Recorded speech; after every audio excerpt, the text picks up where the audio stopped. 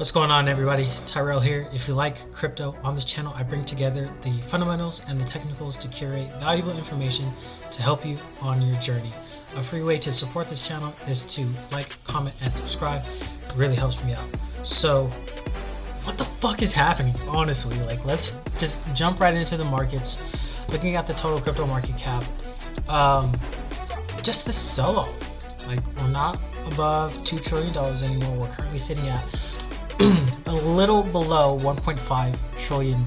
So I originally had this market structure here. So lows, higher highs, higher lows, etc. Now that's invalidated. So let's go ahead and delete all of these. And just look at this. That's a crazy drop off. And a lot of people on crypto Twitter are blaming Elon Musk. So this is a 53% drop from peak to bottom, currently at negative 42% from peak to current levels of all the money that's in the crypto market according to TradingView. So looking at Bitcoin, it's a good thing to put things into perspective, honestly. So we were at 60,000 and then we just had this massive sell-off. Started with a series of tweets from Elon Musk, unfortunately. And so many people are just shorting his stock, canceling their Tesla orders, and a lot of people are selling their Bitcoin, unfortunately, which is causing the price to drop. So we're currently sitting at 36,822. Honestly, I wasn't expecting it to drop to this level at all, whatsoever. I ended up purchasing some Bitcoin at $40,000 because I saw a price reacting at that level, and I was just like, look, there's support right here, and we just broke right through that, and then we dipped down to 30,000. So it looks like there was a lot of buy orders there, and people picked up some Bitcoin. So you can see here to here, that's a 22% gain for whoever ended up buying Bitcoin at this level. So good for them. Kind of sucks for everybody else that was up here. Me personally, I got in way back here, so it doesn't really hurt me because I'm not that deep in the red. It just sucks seeing this entire game and then half of it is wiped out. I'm gonna put this down here. So I have these lines here, right? So these vertical lines bar this one. These are each years, right? So you have 2018 to 2019 here, and then 2019 to 2020, 2020. This is 2021, technically. 2022. This week view isn't doing this one justice. But if you think about it, this is an entire year, right? So from January 1st to January 20th, look what happened in this year. And then I did the exact same thing for 2021, 2022. It's not going to go that far, and then so on and so forth. So I break up my charts into years going out to 2025 because that's my time preference. That's the view that I'm taking when it comes to the crypto market, and I know that it's going to get to higher levels. Well, I don't have a crystal ball, so I can't say that it's going to get to these levels now. It just looks kind of bad, but I initially got in to Bitcoin here in 2018, November 2018. I remember it vividly. I had some money. I was just hey, I'm interested in the crypto market. I'm gonna buy some Bitcoin. Price was really stagnant for the past couple months. It wasn't really doing anything. This was the bear market following 2017 into 2018. So I bought here because I was just hey, it's not doing anything, so I might as well buy some. And immediately, the week after, it dropped 50%. So I got in here and it dropped 50%. So me being new to crypto, my investment immediately lost 50%, and I was just like, what the fuck? But I stuck with it. Like, I did my research, I held on to my asset. I learned a lot more about how Bitcoin operates, the macro environment, society in general, and I just accumulated more over time. And then we went throughout 2019, 2020 was off to a good start, and then the pandemic happened, so we dipped down here. A lot of people picked up some Bitcoin, and then look what happened after that. So the Federal Reserve was printing a lot of money, and we went from, let's just say 5,000 all the way up to 60,000. So a 1,000% gain in that time frame, from like the beginning of the pandemic to the top of the market at 60,000. And we currently dipped from 60,000 to current levels negative 37%. So some people bought the dip right here because that's like a support level. I personally didn't think it was going to get to there, as I have mentioned earlier, but could this be like the bottom? Who knows? Honestly, of course, a lot of people out there would like to say like, hey, this thing needed to get to 75,000. Like, I was even saying it was going to get to 75,000, maybe even 100,000 when it was up here. But given the last 2 weeks, it's been kind of rough.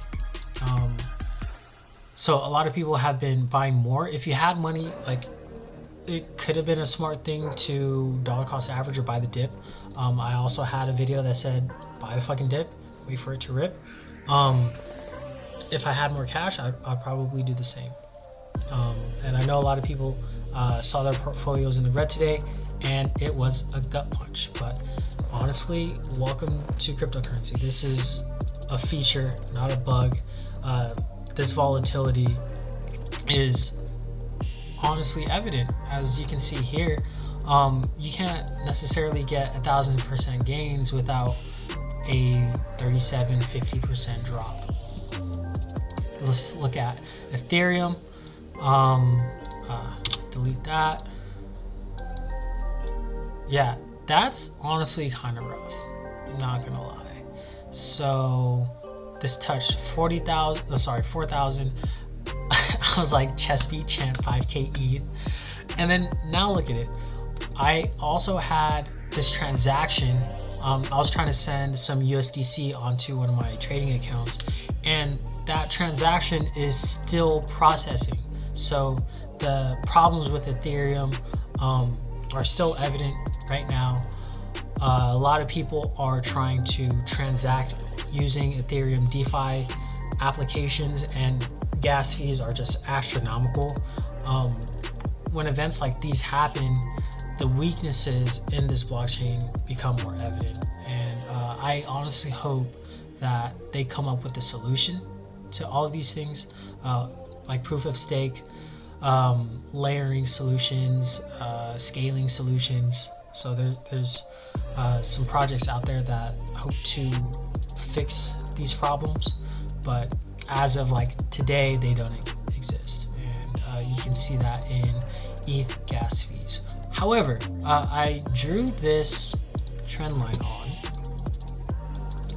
and it touched it exactly. So there was some support at 2,000, some buy orders that people picked up some ETH, and given this spectacular rise, kind of just dipped right down to this level, and now we're currently above it. Who knows what it's going to do? It could break below it. It could pop up tomorrow. Like, this is what we get with the crypto market. And yeah, lastly, we'll get into Cardano. This thing was doing really well. I still hold a big bag of Cardano, a big bag of ETH, and a big bag of BTC. This one was at $2.30. almost hit $2.50, so that looks like it's the next resistance level. And I still have high hopes for Cardano and Ethereum and Bitcoin even after this big drop, and a lot of people's portfolios are down a lot. So we're currently sitting at $1.46 below the $1.50 support level. However, you can see here this is almost like some support, so let's draw a rectangle here. So who knows what it's gonna do in the meantime. I'm gonna delete that for the time being. But I mean, just look at the volatility that's going on here. So from peak to valley, that's 57%. Jesus Christ. Yeah, that's kind of rough. But I mean, I'm earning extra Cardano just by staking it, so like it's free rewards that I'm getting for securing the network, and that's what they're going to be doing over time, upgrading and securing the network. So I'm still going to participate and be dollar cost averaging during these times, because since we're at a depressed point in the market, your dollar is going a lot further, right? So you're going to be getting more cryptocurrency for your buck if you do decide to dollar cost average, which I'm going to do. So when I get my paycheck, I'm going to be able to buy a bigger amount of cryptocurrency compared to 2 to 3 weeks ago, where I was paying a higher price for my cryptocurrency purchases. And that's that. Let's get into some news. Bear market. Are you an investor or a gambler? Capitulation city as Bitcoin dumps to 31,000 ETH to 2K before reversal. Liquidations, China, and even Elon Musk may be factors in markets falling. It's just a huge narrative of fear, uncertainty, and doubt that has taken hold of the market. So a lot of people are selling their cryptocurrencies. Me personally, I haven't sold anything. If anything, like I bought more. If I had more cash, I would buy more, because looking out 5 years, I see the value and the change that's going to happen in this market. So try to scoop it all up.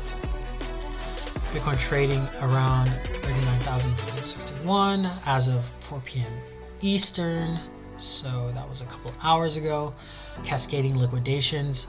I took an L. I was long Bitcoin and Tezos, a leverage long, and I got wrecked. Unfortunately, kind of sucks. But I was playing with money that I had like already won, so like I'm not at a loss. But it still sucks to have a losing trade. It sucks to hold on to your bags when it's fallen 50%. But this is the nature of the game. This is what we sign up for. Cascading liquidations. So it sucks to whoever has had or was using a lot of leverage to trade. It's just a little rough. And with the cascading liquidations, a lot of like exchanges went down because of the increased activity that was happening. I remember like I was trying to refresh my portfolio on Blockfolio, was not working whatsoever. Trading on Binance was halted, Coinbase as well. I'm pretty sure Gemini and Poloniex and Kraken, like a lot of people are just trying to sell their crypto to get the cash because the market's falling. But some people that got good entries, like if you bought Bitcoin at 30,000, or you bought ETH at 2,000, or you bought Cardano when it dropped to $1.10, you got good entries. And DeFi liquidations up 14-fold and brought crypto sell-off. 662 million in loans unwound over 24 hours. Kind of rough.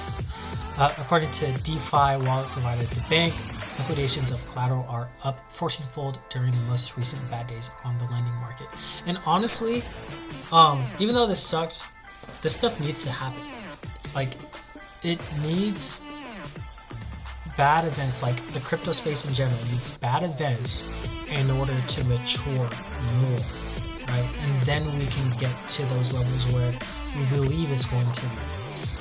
So the people that like hold on strong now and believe in the longevity of the market, are going to be the ones that stand the most to benefit in the long run. Of course, it sucks right now, but I mean, no pain, no gain. Yeah, Bitcoin price plunge feels like capitulation, says Galaxy's Mike Novogratz. There are certainly setbacks for the wallets and for the investor base, the crypto investor told CNBC. Yeah, it's a little rough. Very rough. Novogratz said there are several factors that have undermined bullish momentum recently, including the May 17th federal tax deadline in the US and comments from Tesla CEO Elon Musk. Hey, I didn't think about that. May 17th federal tax deadline, that was 2 days ago. So, were people selling their Bitcoin to pay for their tax liabilities? And then once tax refunds hit, say like next month, they have more money to purchase cryptocurrencies if they can or if they want to. That could be a reason why. Of course, what Elon Musk said, everybody's hating Elon Musk right now, and then some FUD regarding China. Yeah, feels like a huge game, honestly. By the dip, dollar cost average, it'll be okay, just a little bad at the moment. Anyways, if you found this useful, please make sure to like, comment, and subscribe. It really helps me out. Yeah, it's Tyrell. Peace.